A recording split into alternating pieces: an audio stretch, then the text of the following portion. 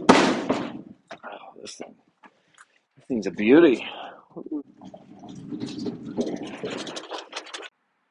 Somebody backed this thing into something hard.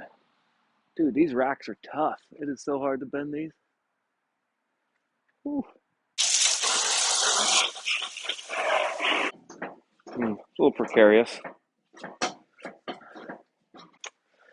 Ew. Nasty. Oh, nice. Check out this air filter. Looking brand new. Oh, headlight. Nice. What? Thing's gonna run. When I bought this, he told me that the starter motor didn't work, so he put these wires in to start it. Switch is working fine for me. Huh. Time to put a little gas in this thing and hear it fire up. Got my helper in the shop today. Get these plastics off. I didn't want to get the plastics off, but I thought maybe I'd get away without taking the plastics off, but not this time.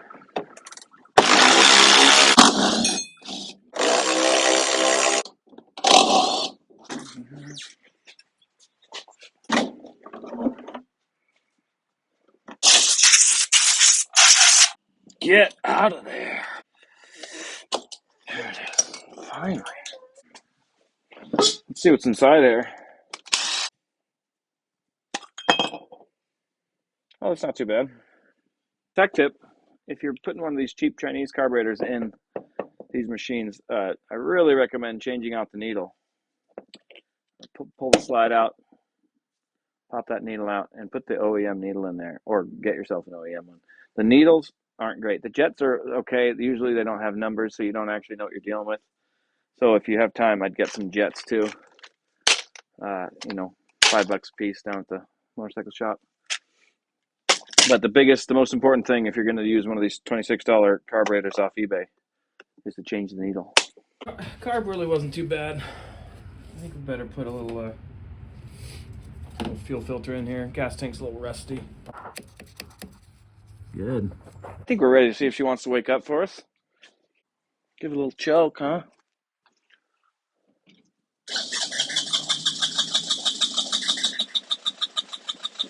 Oh yeah, there she is.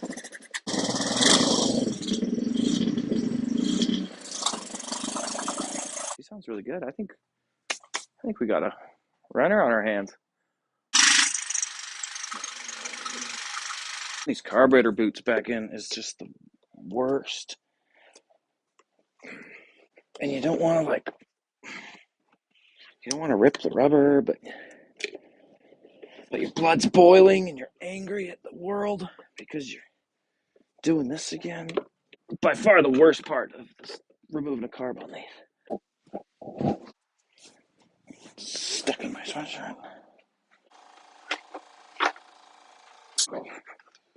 Now, I don't actually know where these came off at. I don't know where these go. Well, guess we're not using them.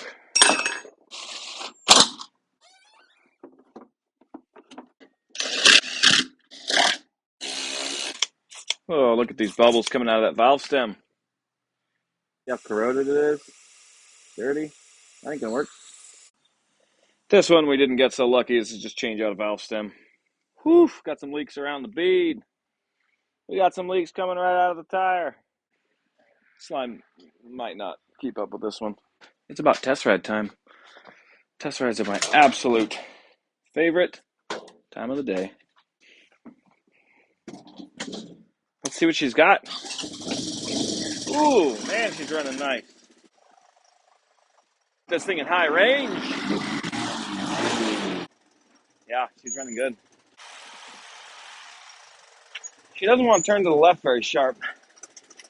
Don't know what that's about. Now she's a runner. Gotta clean this thing up and take this hog to market. So this is a 1984 Honda TRX200. Gorgeous machine. I love the way these look. This was actually the first Honda four-wheeler they made. JD Power says this thing's only $450 in good shape. Very good, $700. Jeez. Man, I'd buy 10 of these. Comparable quad right now would probably be this Honda Recon, this 4Trax Recon, $4,700. I can't find the MSRP for how much these TRX200s cost in 1984. A couple cool features of these is this back rack has these detents in it that apparently are sized for these EM500 generators. And maybe some other power equipment. I don't know. Honda's been making a wide range of stuff for a long time. So it's time to start searching for one of these generators. And then, of course, the coolest feature is the detachable headlight. Such a cool feature. I had thought the ATC 250 ES, the big red three-wheeler, was the only one with the detachable headlight. But I am super happy to find out that the TRX200 does as well. Pretty cool little machine. That's it for now.